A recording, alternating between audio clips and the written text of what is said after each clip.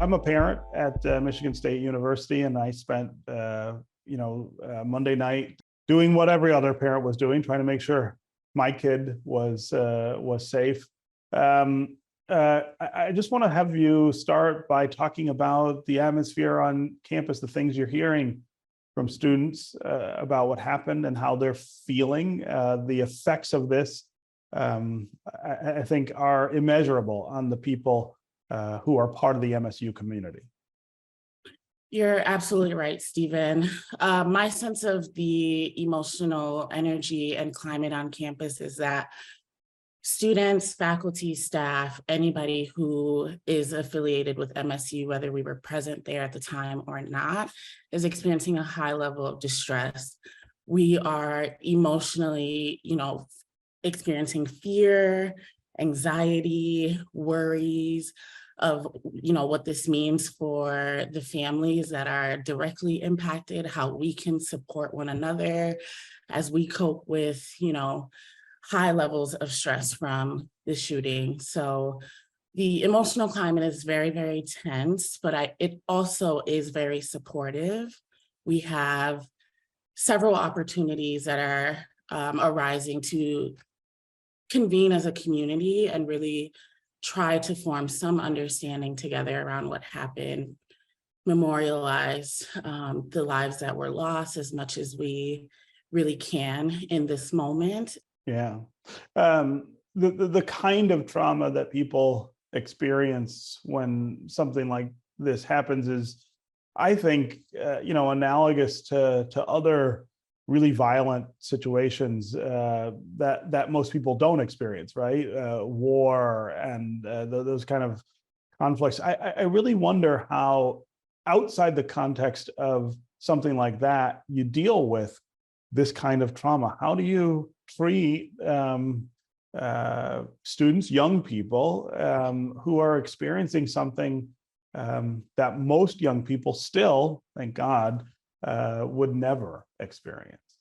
When we experience events like this, even if we're exposed to the event virtually, we can experience a number of traumatic stress reactions that, again, are normal based on the way that we have to kind of metabolize this information or the experience, right? So we might feel more jumpy or startled immediately after events like this, or for a period of time, we might not feel our sleep routine normalize. We might get less sleep than we're used to. We might want to, for children, for example, we might see our children want to sleep closer to us or have, a closer proximity. So we might also feel symptoms like being unable to eat in the same ways that we normally do. Our digestive systems are impacted. And so we want to give ourselves and our children a lot of flexibility and a lot of grace in these days following this event. And for a period of time after, we want to be checking in with ourselves, asking how we're feeling, trying to verbalize it, and allowing children and students the opportunity to verbalize how they're feeling as well. And we want to validate ourselves and validate each other, because however we're feeling right now is normal to such an abnormal event. So I want to talk a little bit about that word, normal, in two different ways. One of the things that I detected from my son when this happened was a sense that this is just the way the world is now, and he's never been associated with a shooting like this, but they are happening with more frequency, and of course he knows about it. That bothered me. It bothered me that he didn't seem more bothered, and I wonder what we're to make of that we are raising a generation of young people who think of this as more acceptable, or just they make way for it in a way that I think should disturb us. Yes, and I would agree with you. When we look at our societal context and we see how common these events are, unfortunately, we can understand how youth and college students are not necessarily surprised by the event. We saw students at Michigan State with, paraphernalia supporting other schools that had just recently experienced shootings. There are students here that have experienced school shootings before. And so there is an element of this that is more common, but it's not normal.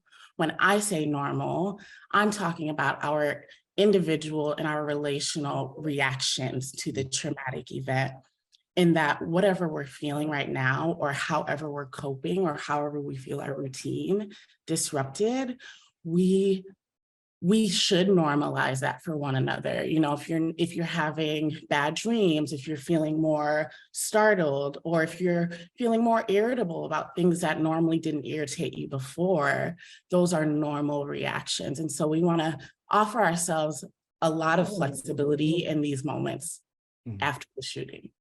And the other way I want to talk about that word normal is, how do we get back to normal? The normal that we knew before this. How do you make that pivot away from the trauma of this incident to a more normal state of interaction and being on campus? Yes, that's a great question. And I think the question of what is normal following this event has to be decided upon by our community, and we will approach normal together, whatever that means. For this immediate period, it's really important that we allow ourselves the chance to just stabilize and to just sit with however we're feeling and whatever demands are on our plates right now in terms of taking care of each other, that we honor that. And then we can, discuss decision-making and moving forward through procedures as a community.